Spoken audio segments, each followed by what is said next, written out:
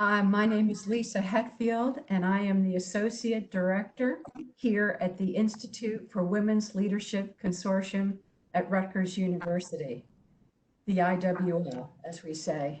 On behalf of the IWL and the Rutgers University Alumni Association, I am delighted to welcome you to today's program.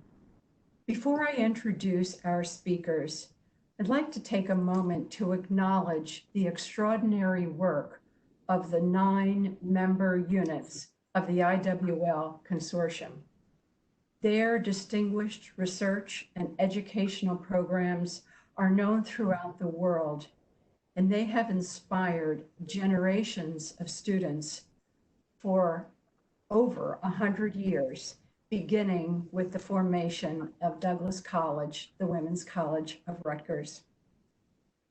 I'd also like to say a special thank you to the Rutgers University Alumni Association for hosting this event, and our sincere appreciation to all of you who are making time to join this important conversation. And now it is my pleasure to introduce Alanah Odoms Hebert and Rebecca Mark. Alanah Odoms Hebert, a leading civil rights attorney, is the first African-American woman to be named Executive Director of the ACLU of Louisiana. She is committed to the priorities of reducing mass incarceration and furthering racial justice in Louisiana. Alanah previously served as the Deputy General Counsel of the Louisiana Supreme Court. She also worked as Special Counsel to Louisiana Supreme Court Chief Justice Burnett Johnson. In 2018, Alanah graduated from the prestigious Presidential Leadership Scholars Program, a partnership among the George H.W. Bush, Bill Clinton, Lyndon Johnson, and George W. Bush Presidential Centers. Alanah is a graduate of the Rutgers School of Law in Newark, a magna cum laude Phi Beta Kappa graduate of Rutgers College, and a proud graduate of the IWL Leadership Scholars Certificate Program. To those of us who knew Alanah as a student, it comes as no surprise that she has been named one of 59 national up-and-coming leaders recognized for her commitment to solving some of our nation's most pressing problems. Thank you for being with us today, Alanah, and congratulations. Thank you, Lisa. Rebecca Mark, our conversation moderator,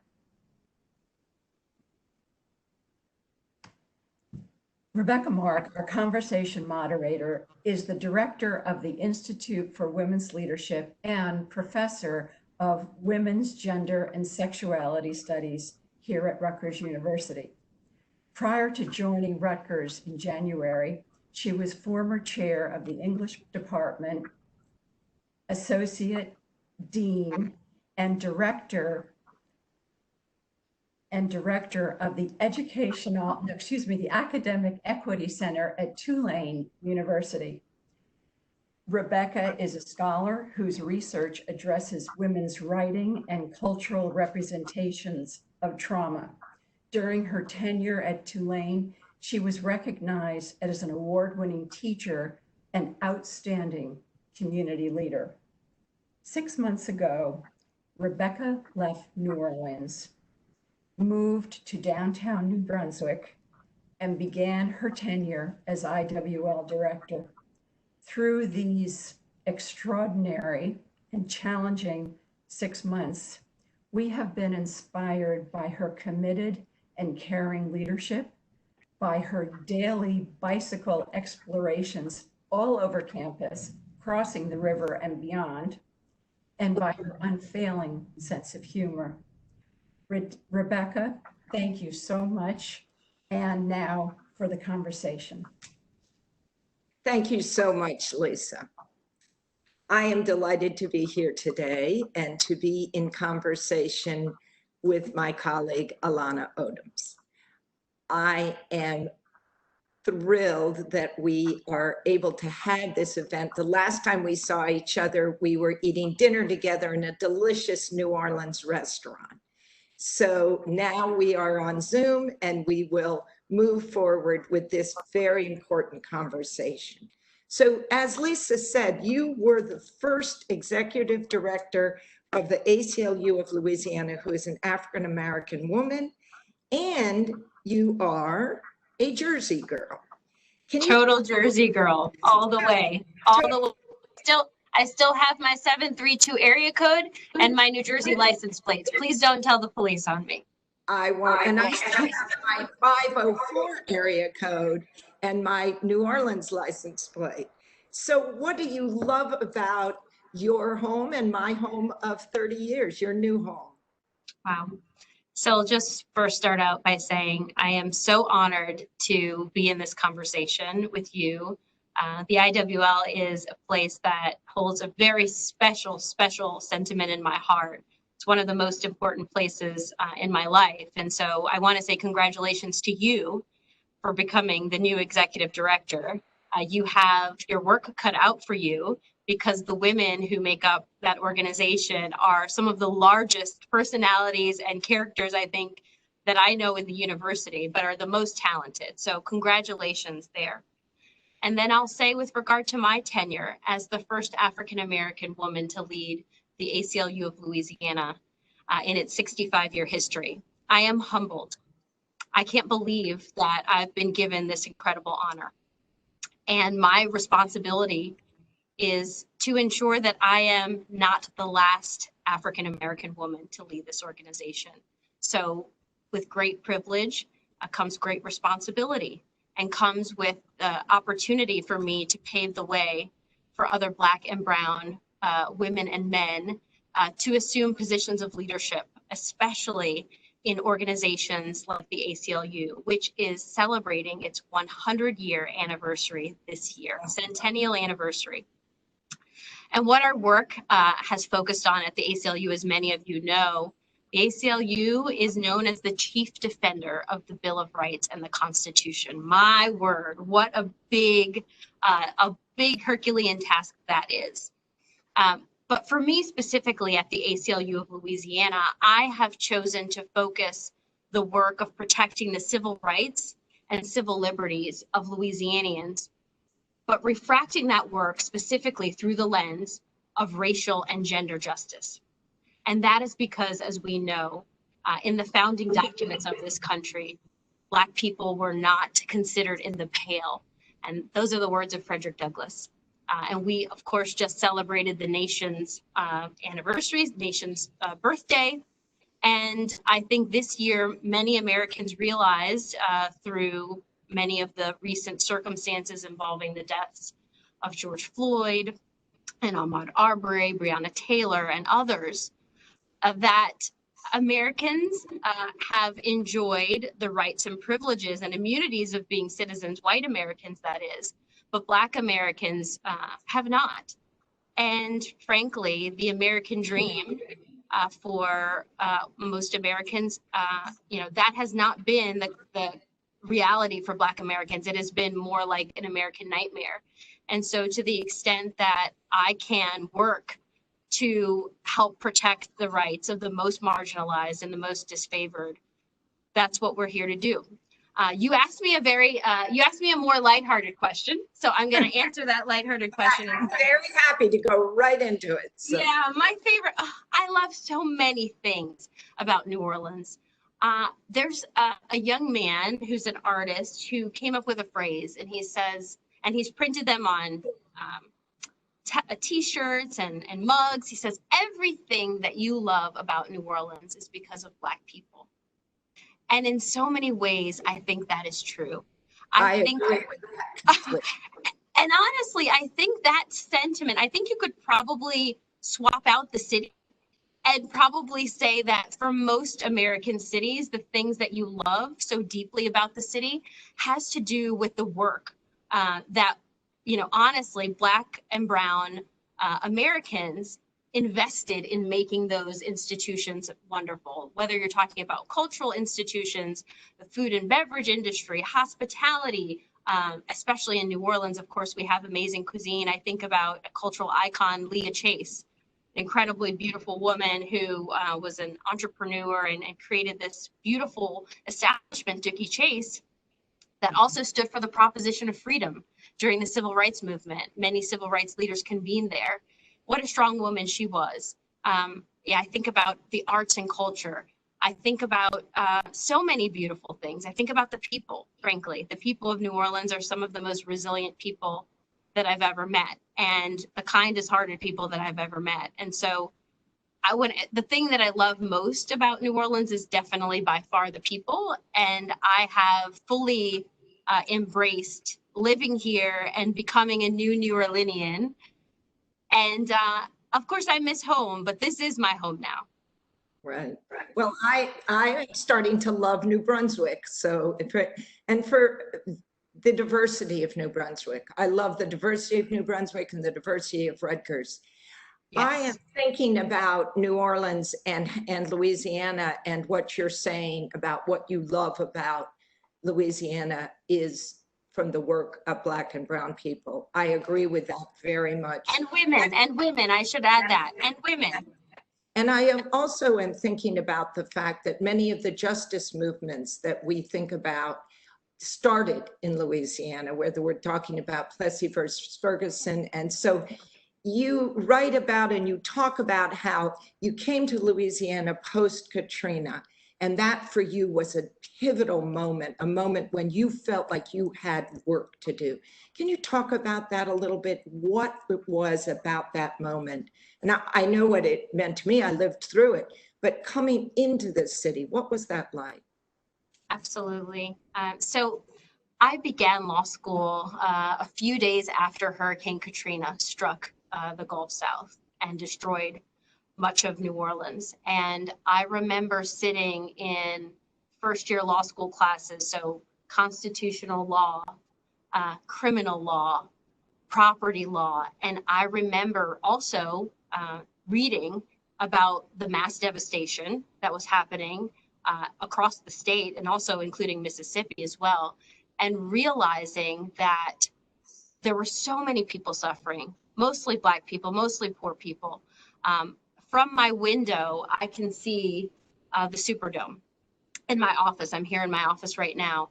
And I remember the harrowing images of Black families and children suffering, unthinkable suffering in the Superdome, and seeing the images of people standing on their roofs, waving flags, asking the federal government for help, asking the state government for help. And these images really became seared in my mind. And I thought to myself, and I thought back about, you know, I was very lucky in that in my Rutgers education, I actually took many courses in African-American history. And I remember learning about Charles Hamilton Houston and what he believed the role of lawyers should be, Black lawyers in particular, with regard to the social justice movement. And he said that Black lawyers should be social engineers. And if they don't actually attempt to try and change the order to create justice and equality and fairness, they're leeches. They're just as good as nothing else. And so I thought to myself, this is an example of structural racism in the highest form. This is something that a young lawyer should be thinking about, a young Black lawyer like myself, in terms of how I could be a part of solving that problem. And so I came and I volunteered for a while. I ended up working with the Ford Foundation. I got an internship there, and you know, that really began the work. And I fell in love with the place and the people right away. But I knew that Katrina really symbolized the fundamental breakdown, I think, of the federal response, state response, and local response. But the folks who suffered most, you know, who were disproportionately impacted were Black and Brown communities and poor communities. And so I began understanding that I should have a commitment to try to rectify that particular issue. One of the things that I have heard you talk about, and we talked about as we were preparing for this conversation, is all the work you're doing to look at the justice system and embedded racism in the justice system. So when Black Lives Matter activists are talking about systemic racism, I see you really coming up with policy solutions and programs. Can you talk about some of those? Because they're quite amazing to address what was embedded in the law of Louisiana and in the law of the land. Absolutely. So what I think a lot of folks don't realize in terms of our history is, the origins of policing really started with slave patrols, which were essentially organizations that were designed, which really deputized all white citizens to be able to exact violence and terror on recently freed enslaved people. And so kind of coming from that context and realizing that, we experienced 250 years of chattel slavery, and then followed by 100 years of Jim Crow, which was essentially legal segregation and codified discrimination, only to see slave codes come about as a result of this legal segregation. And then those laws essentially being transmuted into what we know as the modern carceral system. And so really, there's a very straight line that can be drawn between slavery and mass incarceration. And I'm not the first person to talk about this. As a matter of fact, there's incredible leadership on this issue from Michelle Alexander in her book, The New Jim Crow. There was beautiful work done by Nicole Hannah-Jones in the 1619 Project. I really recommend that folks, listen to that podcast, read the New York Times Magazine. There's so much literature about this. Brian Stevenson also talks a lot about how racial discrimination is embedded in our criminal legal system. And essentially what it is, in my opinion, is that, the 13th Amendment abolished slavery. But it had an interesting exception, which was if you were a criminal, your rights could be taken away from you. And so we see, again, that direct line being drawn. And so at the ACLU of Louisiana, we've really worked to dismantle the carceral system, completely. There have been a few things. Legislatively in 2017, we worked to pass a suite of legislation, 10 pieces of legislation to be exact, that reduced incarceration in Louisiana by over 10% and has saved the state over $26 million. And that sounds very impressive, but I think folks probably know that Louisiana leads the world in incarceration, and the United States leads the world in incarceration, but Louisiana leads the nation.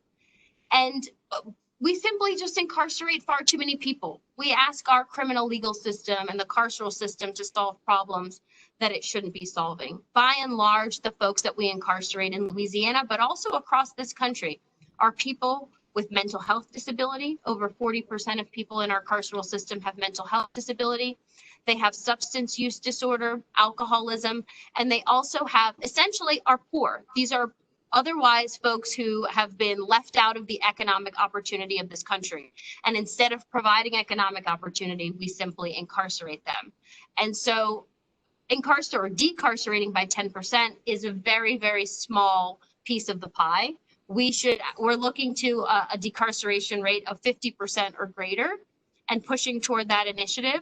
But there's also, there's so many ways that structural racism shows up. Our carceral system is one example, and as we can also see, police violence and police terror is another. And we are pushing for, I think, what the larger community and the Black Lives Matter movement is pushing for, which is a total reimagining of the way that police interact in society. And so you'll hear folks say on the police or divest from police, and there's a lot of fear around what that means. And I think that fear is being stoked by the individual who's occupying the White House right now. I've seen some Willie Horton-esque, political pieces that he's running right now about what it means to defund the police. But I'll tell you and this audience what it actually means. It means that we as a society deserve public safety. And unfortunately, what the police have been deputized to do is exact terror on communities of color, including our immigrant community members, to harass, to bully, to attack, to stop and frisk, to maim, and to murder. And they've diverted much of the resources and energy that it would take to actually protect folks into doing those activities. And so when we talk about a budget and recognizing that a budget is a moral document, how do we assign value to what we actually want in our society? So if we don't want racial discrimination, or we don't want racial terror perpetrated by the police, we have to hold police accountable for that conduct. That's first and foremost. But then we also have to envision the world that we do want. And that world has to be a world where we're actually funding initiatives that will actually help our community live and thrive. And so how do we fund schools? How do we fund healthcare? How do we ensure that the right to vote is protected? How do we do these things? We've got to put our money where our mouths are. And right now, all we've done is fund the militarization of police, and we've neglected and turned our back on these really critical other pieces. And that's what it means when we're talking about divestment. It means to start diverting funds into trying to address structural racism in our society. I'm going to ask you a question that comes from my background as a poet and a writer and an artist. And that is the fact that at IWL, almost every day, everybody who works there is so sick of me saying it. I ask the question, can you imagine what the world would look like if it were not patriarchal? Can you imagine what the world would look like if it was not racist? And so what you're talking about right now, when you're talking about defunding the police and dismantling the surveillance models of the police, which have been absolutely, I teach Southern literature and I teach African-American literature, and they were anti-slave models. And do you think part of policy change and the people's fear of policy change is that we have not given the imagination enough sourcing in our world? Yes.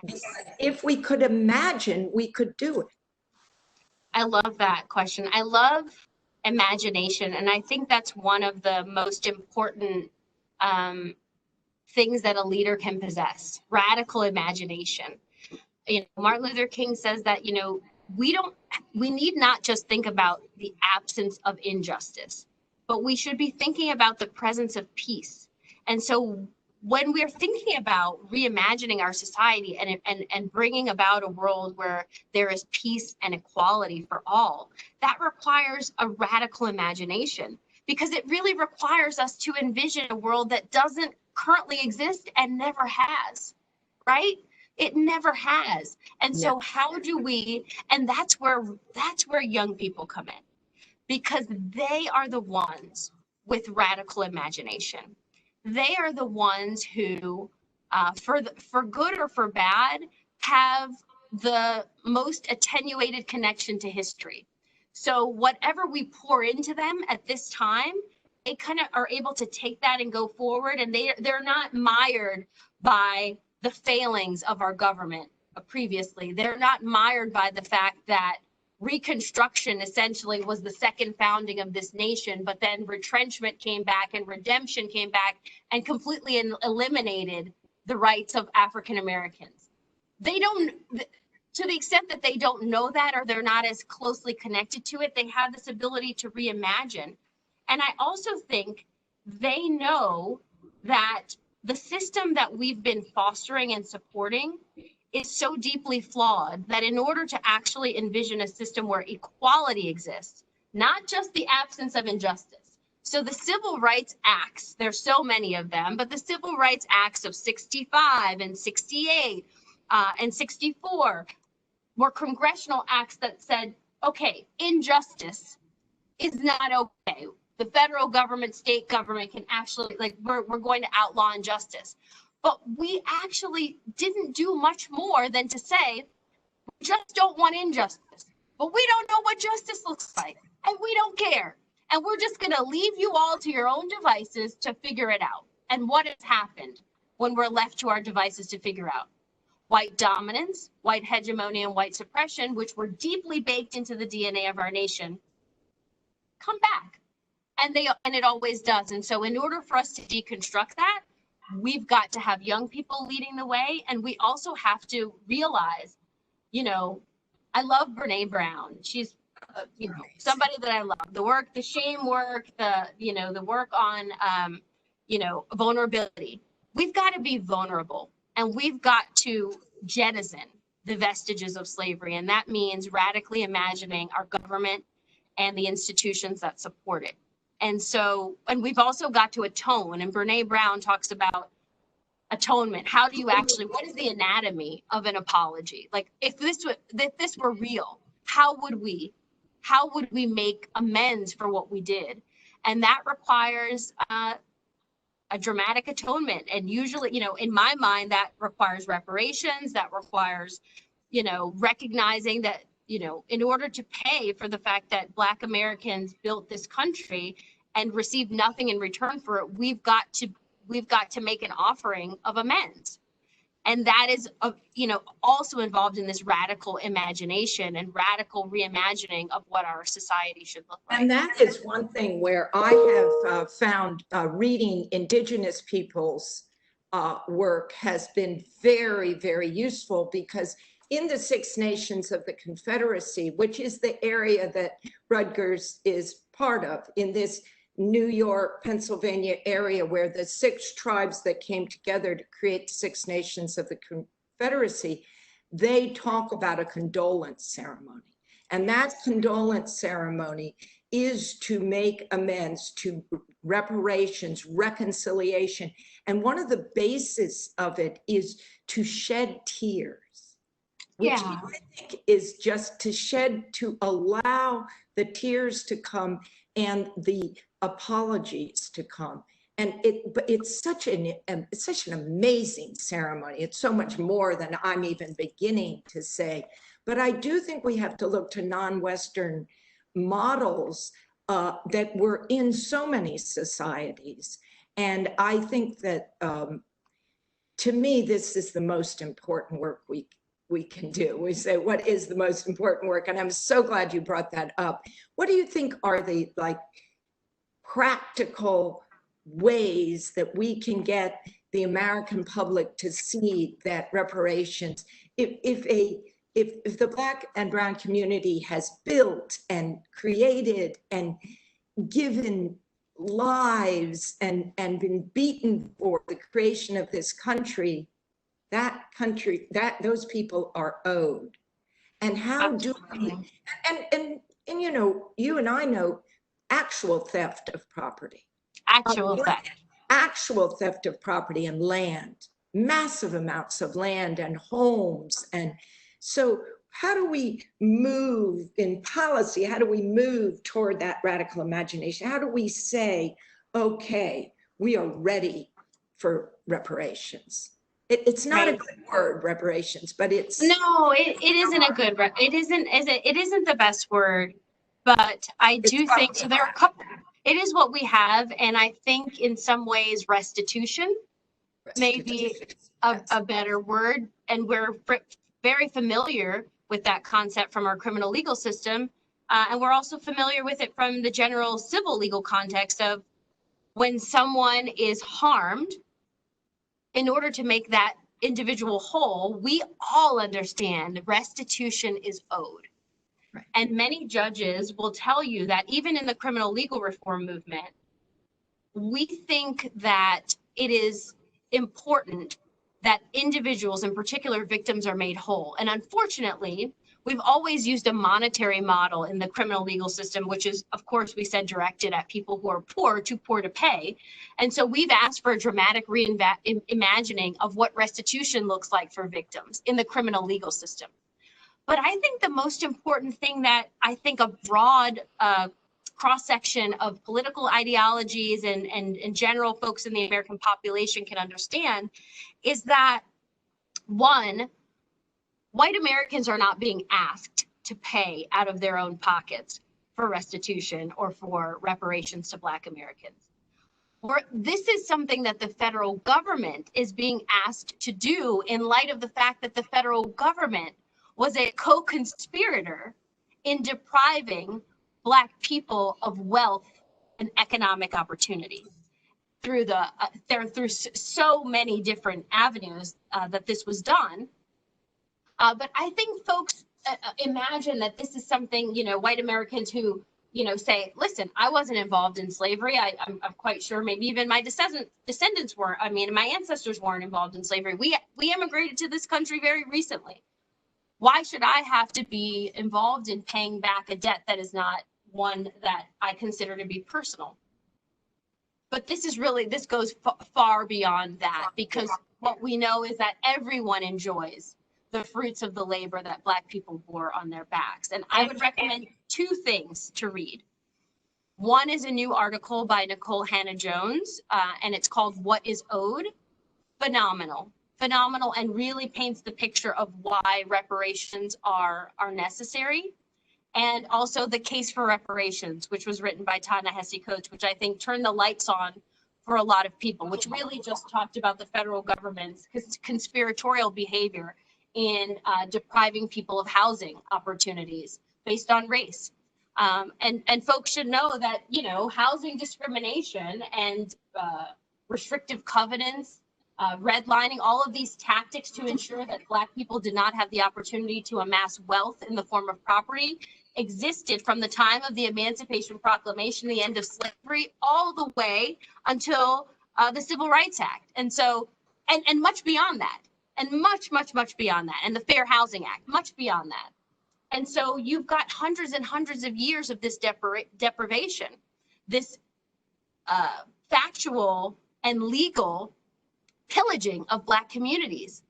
And also then you see that, what has resulted from this discrimination is a wealth gap that is unimaginable. And most folks, I would say, probably don't realize this, but this is in the What is Owed article. And I'll share it with you. For every dollar of wealth held by white families, Black families hold 10 cents in wealth. And the wealth gap is even wider for Black families with children, who hold only 1 penny of wealth for every dollar by white families with children.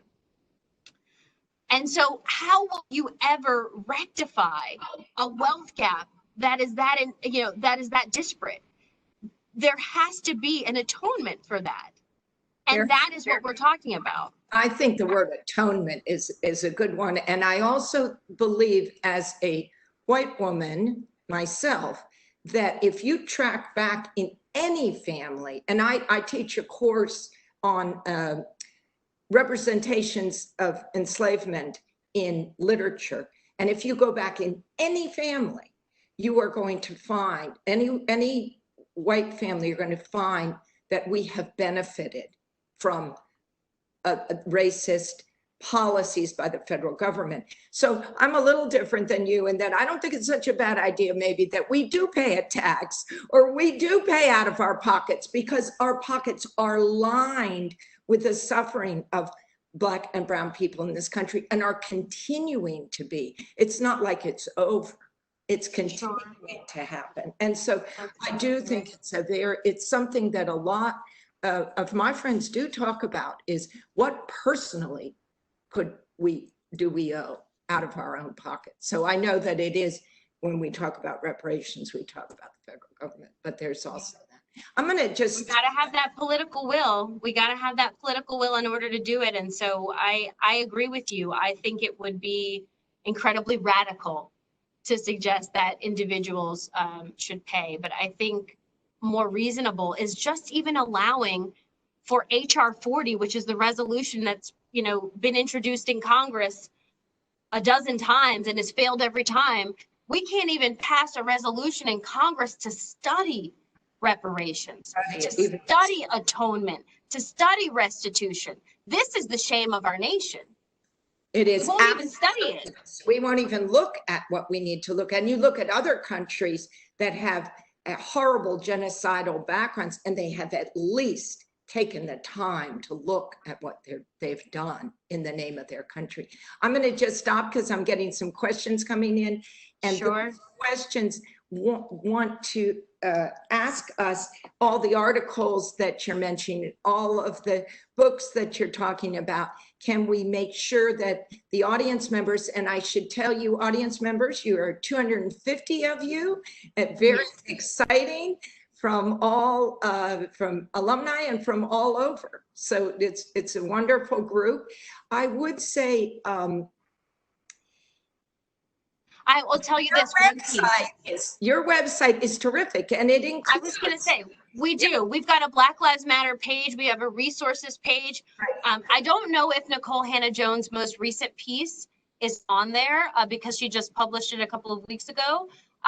So you can just go to the New York Times Magazine, the 1619 Project. You'll see her piece, What is Owed. There's also a host of other pieces on there that, you know, for the policing piece, you know, talking about restitution, amazing work there. And so definitely reference the website, and I'm happy to sprinkle some other things in there as well. I mean, I think one of the most important things that folks can do is to educate themselves. I think we've been in a place where most folks have been either blissfully ignorant or willfully ignorant about our American history. And I think that's starting to change now, because I feel like white Americans are really taking some ownership and responsibility and educating themselves and going back and realizing that the history provided to us in our textbooks was essentially the miseducation of the American citizen, and that most of what is needed to understand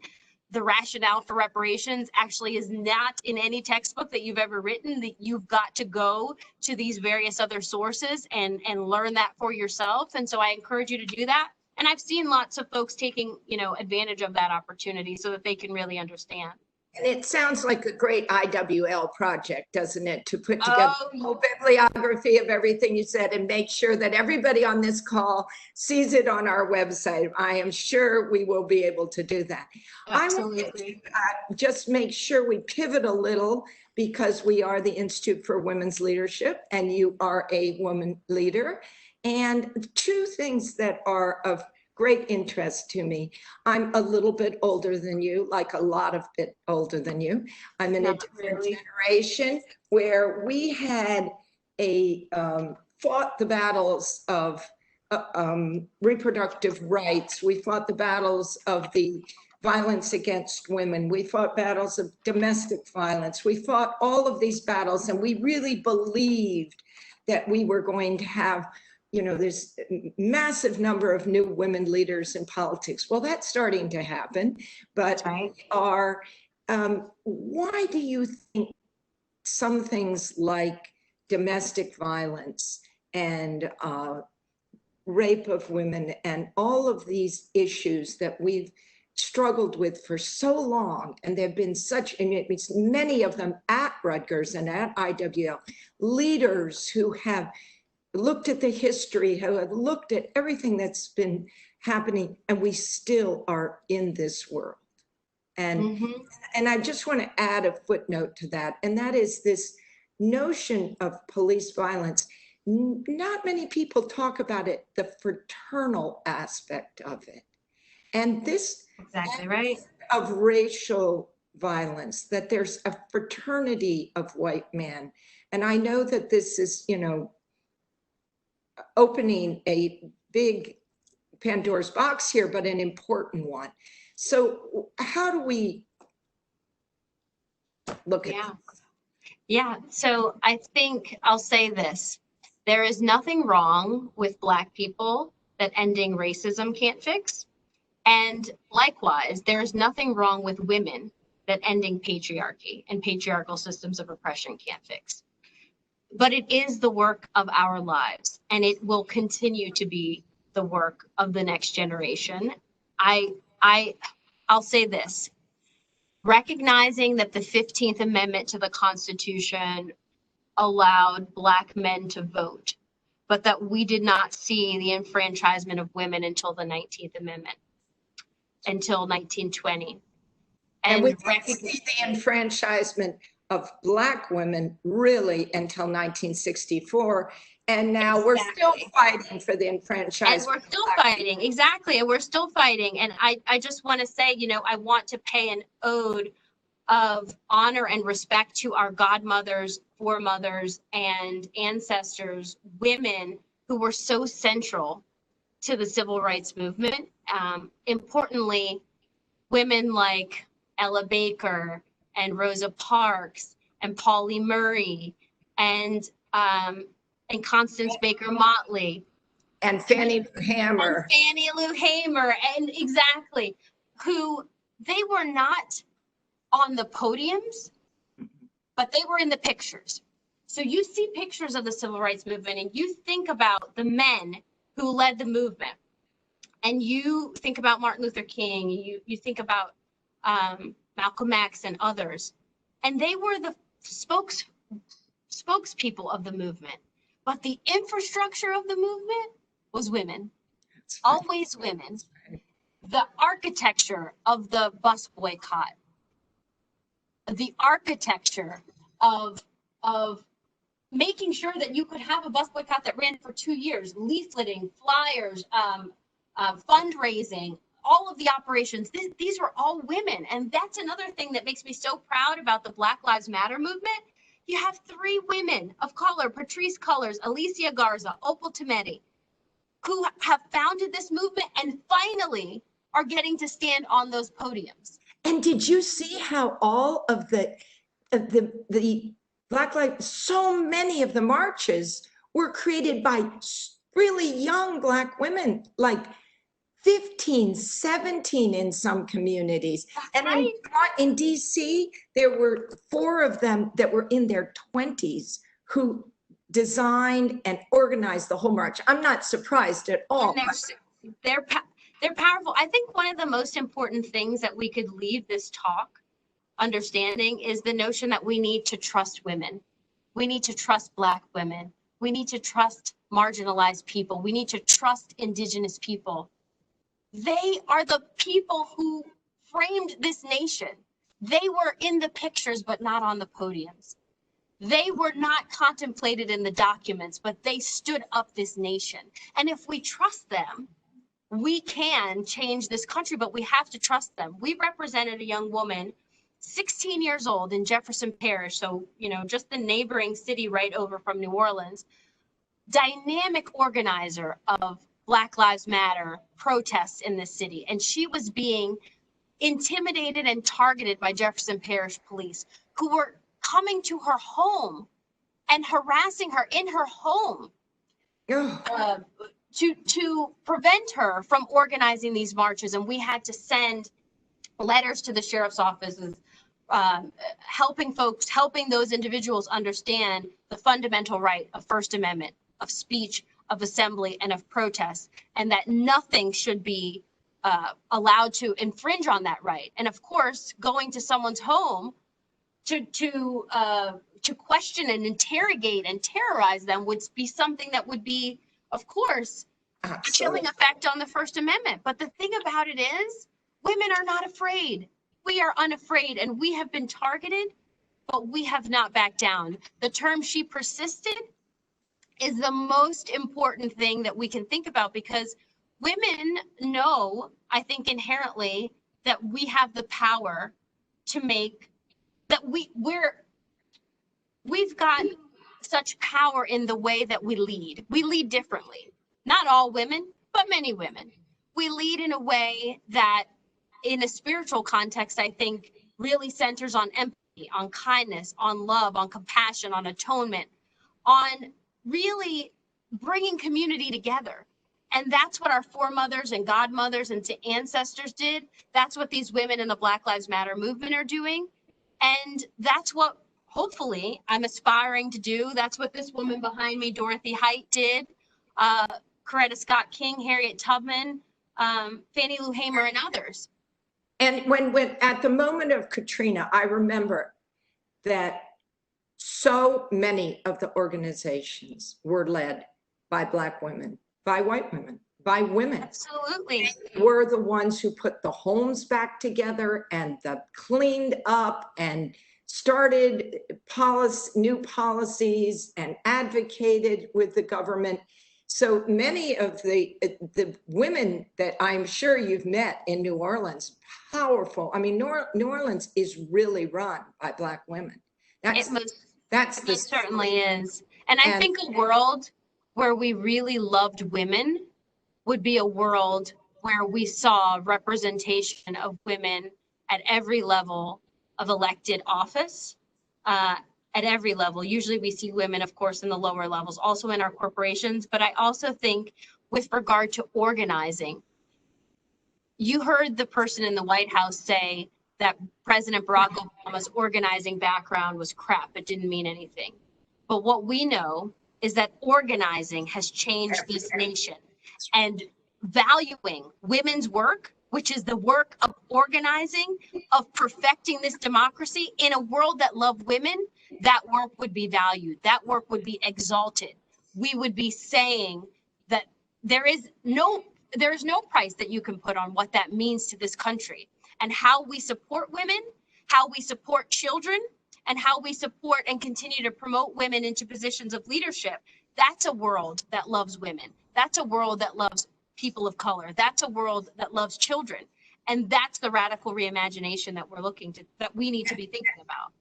And we're thinking right now, just today, opening up the schools, this big push to open up the schools during the pandemic, and the idea that so many businesses have said, oh, we're going to go permanently online, and what that means to women's work, women's ability to parent, women's ability to separate the two in any way. There's so much complexity in this. I know that you're a mother, and I'm a mother of a grown-up. You're a mother of a young person who I've had the pleasure of meeting. She definitely should be the next president of the United States, but we'll talk more about that. She's quite extraordinary. What do you do? How do you see our world at this moment with COVID? How are we protecting children? How are we enhancing the lives of children? Where is our value system in terms of this next generation? The next generation is out risking their lives, marching for us, and how are we helping them? And such a beautiful question. And such a beautiful question. Yeah,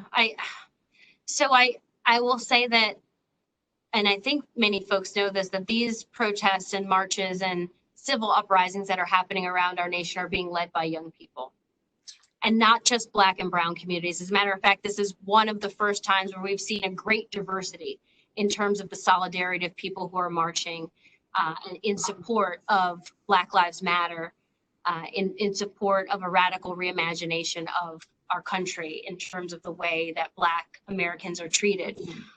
And I think if we want to imagine a world where we love children, we would stop the school to confinement pipeline. So we would remove police officers from our schools. We would start to, we would fund education. We have to recognize that most children, poor children, Black children, still attend segregated schools that do not have the resources and materials that they need. And think of this, if we don't make a dramatic investment in schools in urban communities that serve Black and brown children, we're going to see essentially the dissolution of our education system, because with COVID, many state budgets are being slashed, local budgets are being slashed. And so schools that were already under-resourced are going to be decimated. And we're going to, if we do not enact economic policy, stimulus, not just a $1,200 stimulus, real millions and billions of dollars into schools, underperforming schools, schools that we know have been vestiges of slavery. And if we don't do that, children are going to suffer. And we've already seen that children in this quarantine who have not had the technology that they need to be able to participate have lost more time than their white counterparts and are going to continue. And so that is a real concern. That's happening to Rutgers students right now. In the last semester, and it will go forward. They don't have the bandwidth. They don't have the, right.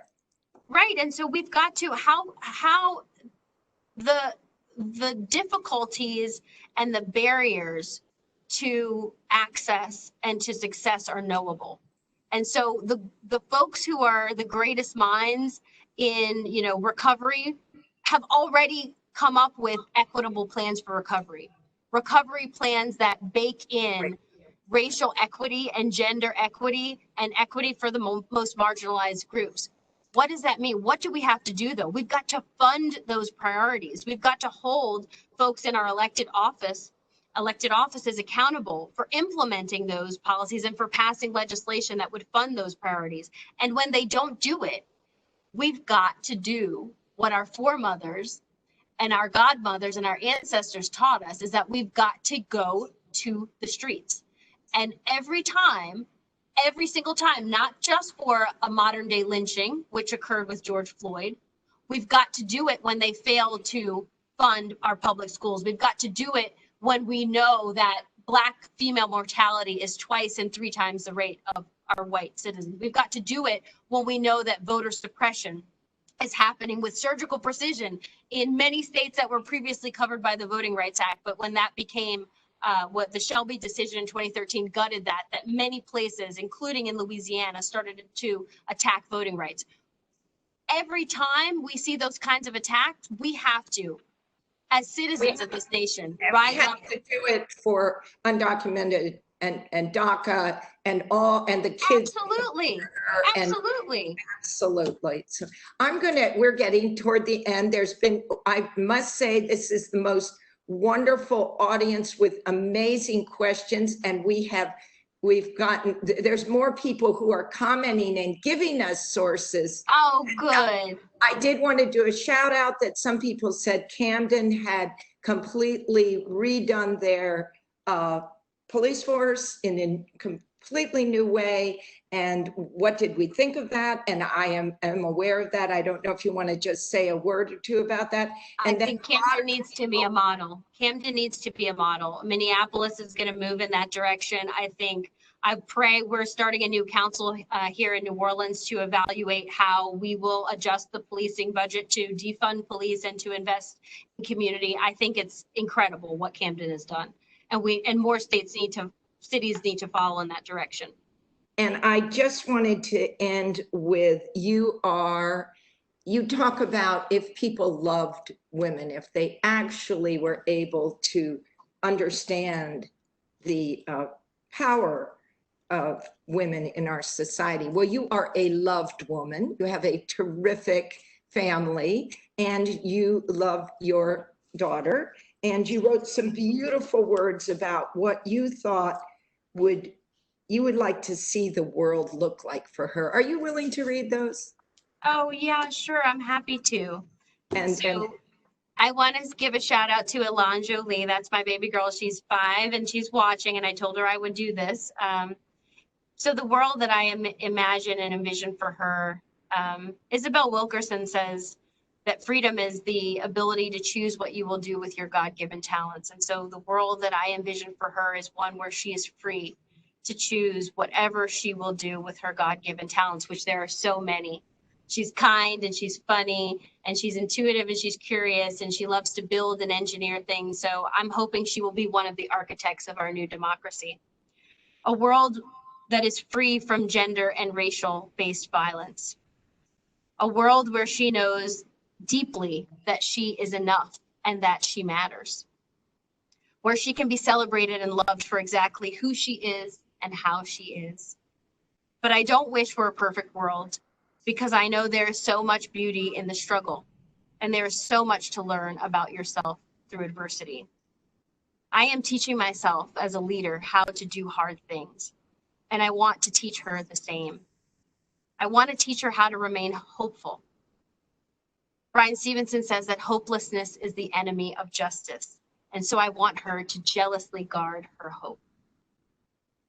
I want to teach her that I am committing myself to the important work of perfecting this union and bending the arc, as Martin Luther King says, of the moral universe, more squarely toward justice for people of color and for women. And that I know this work won't be done in my lifetime or even in hers, but that I must do this work, and that we must do this work, and that we must make America what America must become. Thank you so much, Alanah. We have come to the end of our hour. I think we could talk for another couple hours, and we will. Thank you for everything that you've done for IWL. It means the world to us. I want to thank the Rutgers University Alumni Association, Michael and Brenda and Ashley for all the work you did to put this event together. I want to thank Lisa Hetfield, who we both know and respect beyond anything. And I want to thank all the audience members who joined us today for these very important, the work of our lifetime, the most important work of our lifetime. We will get to answer some of your questions, our practical questions, and we will make sure we do that. Thank you again, Alanah, and I am looking forward to the world that you're building in New Orleans. And I'm looking forward to the world that we're building together and that we'll all build together. Thank you so much for having me. It's such an honor to be in the company of Rutgers alum and Rutgers leadership always. I am wearing my scarlet red to show my scarlet pride. I take it with me wherever I go. I will also say that I want to give a shout out. You got to give a shout out always. My sister, who is a Rutgers College alumni, Rutgers College 2006, the School of Education 2007, one of the most dynamic women leaders that I've ever met. And she recently finished her residency at the University of Miami, where she was chief resident in pediatrics and internal medicine. And she will be coming to New Orleans to be a physician at the Crescent Care facility. So I am so proud that we are continuing to welcome women leaders into New Orleans and the Louisiana community. And we want to make sure to welcome Jonathan Holloway as the new president of Rutgers University, and we look forward to working with him. Thank you. I'm so inspired by him. Thank you so much. Thank you, President Holloway. Thank you, Rebecca. Thank you, Lisa. Thank you, everyone. Good night. Thank you.